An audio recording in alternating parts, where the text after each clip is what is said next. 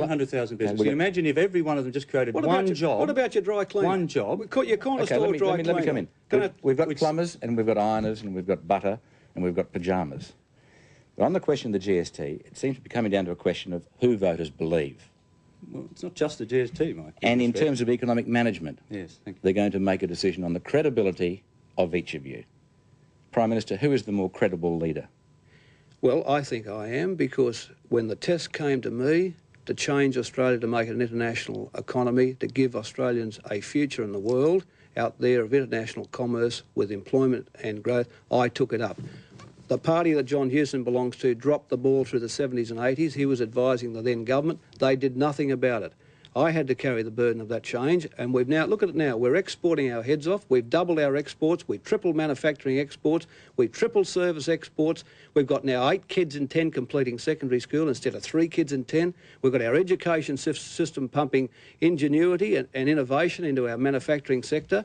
And as we grow, look, inflation is now less than a percentage point. It was never 10%, less than 10% under the Liberals.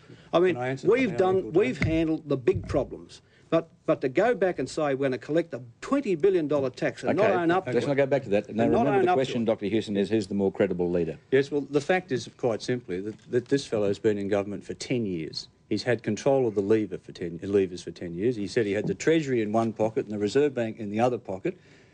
And what's the outcome? The problems are bigger. Unemployment is now over 1 million. Debt is over $200 billion. Nearly 2 million and he more talks people about education. Nearly 2 million more people. 1 in 4 of the kids that are leaving primary school today are functionally illiterate. There are 60,000 kids that can't get an education. We're going back to detail. Well, no, but I'm just saying, this is the outcome. We, by comparison, have a plan. He has a past, we have a plan. Yes, you've got a plan, John. Will create 2 million jobs by the end of the decade. I mean, let me get another real basic. Unemployment. Prime Minister, you said if you couldn't achieve 4% growth, you'd give the game away. That's not what I said.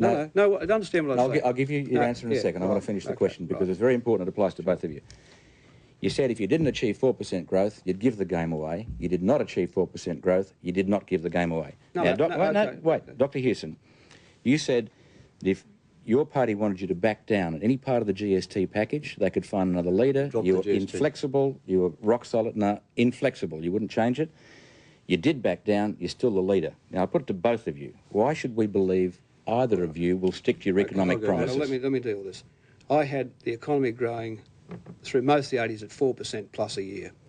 What I said, Michael, and to get my quote right, what I said, we must grow over the long run the economy at 4% a year. I didn't say we can start from a cold start to 4%. We've got to build up to 4%.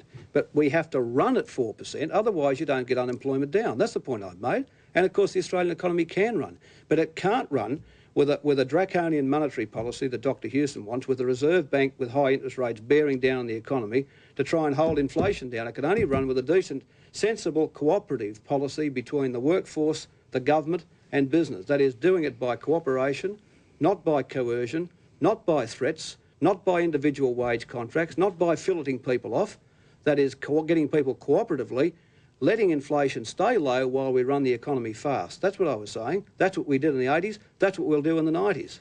Look, on the question to me, I said that if they made me drop the GST, I'd go, or scrap the bulk of Fight Back, the integrity of Fight Back, I'd go. But I did foreshadow change in Fight Back from the very first day. I set up a committee under Sir William Cole to review the application of the GST. We took 300 submissions from people with a view to listening to them and making changes. We changed on superannuation, we changed on youth wages, we changed on training vouchers. They were all major changes which were foreshadowed and part of the process. But the essence of the package stays, the integrity of the package stays. The GST is maintained, industrial relations stays, waterfront reform, I note that each of you has defended your own charges but not picked up the criticism of the other.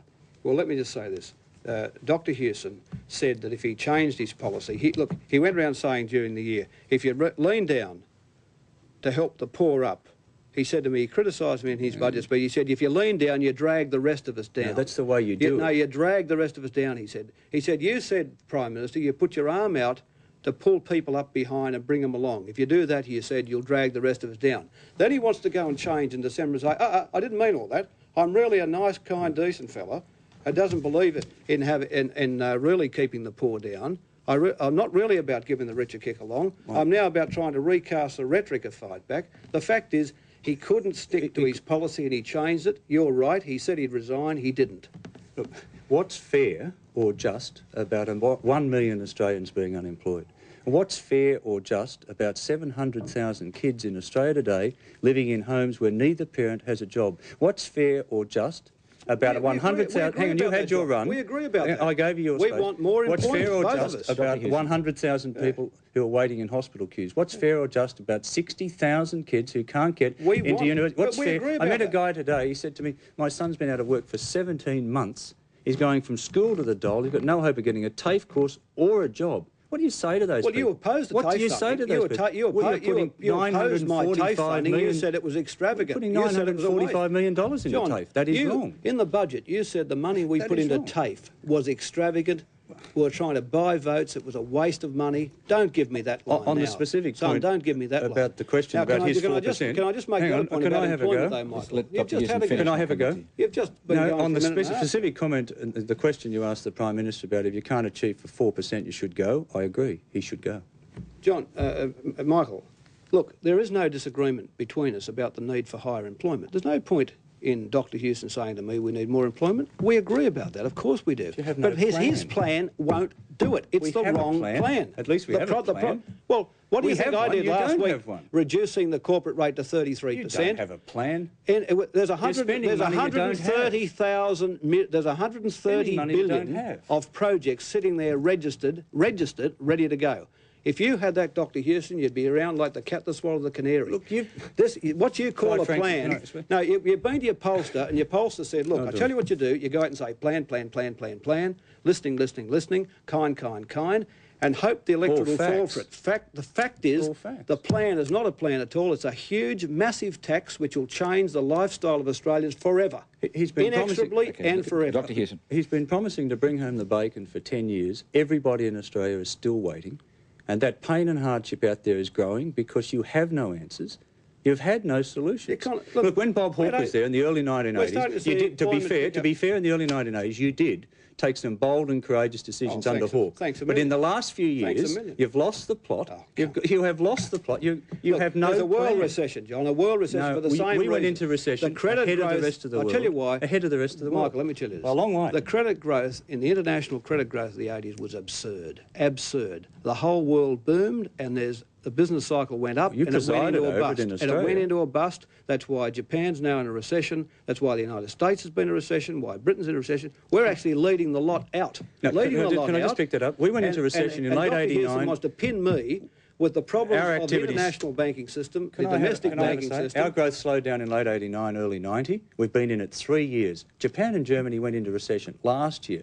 They put us in recession first, and since the last election, just look at the last 3 years, they've cut the living standards of average Australians by 3.5% in income per head in Australia. It's down, and unemployment has doubled. All right, no plan, no solution. Let me make this point. In every year the government's been in office, household disposable income has risen. In every year the government has been in office, income per capita has risen. What Dr. Hewson just said is not true.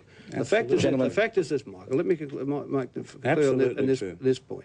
That is, there's only one way you're going to grow this economy. That's cooperatively, with low inflation, by fixing all the industry things, the ports, the wharves, the railways, all the hard things. It's not going to be done by a tax on people's lifestyle. A final question to each of you. This is a very confusing election to understand the issues. Are your advertising campaigns honest, and do we need things like scumbags? Dr. Hewson. Our advertising campaign is honest. It says that you might be next in terms of unemployment. Yeah, the gun. And the government's going to shoot scumbag of scares is designed to expose the extent of dishonesty of the other side. You can't say that everything's going to go up by 15% because it's not. I can't think of anything that's going to go up by 15%. Well, council rates 15, lawn mowing 15, ironing 15, dry cleaning 15. Except cigarettes, which are going up for other reasons, not the GST. Movies 15, but swimming we've got to keep honesty in this. We've got to keep honesty and integrity in this debate.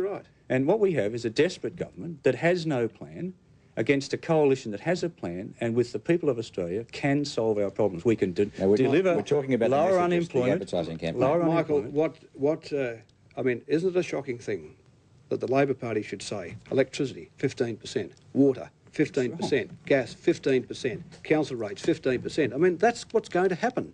That's what's going to happen. I mean, it might be scary because they're scary facts. They're scary facts. Rates do not attract the GST. A garbage bag. They do not attract the GST. What do we do Just pick one. The unemployed he feigns so much indignation over? He's quite prepared to put in a gun sight and say that the government's going to blow them away. They're in and your take them out. sights. They might be next. I mean, the fact the fact is, Michael, for the Liberal Party, it's any port in a storm, and a huge monster tax is not going to help Australia. Gentlemen, I've pushed our time limits. I appreciate your time. Prime Minister, Dr. Hewson, if you feel there's a need to say more, I invite you back. I'll be back. Well, any time. Good. Great. I accept that. We'll do that. We'll be back with more in just a moment.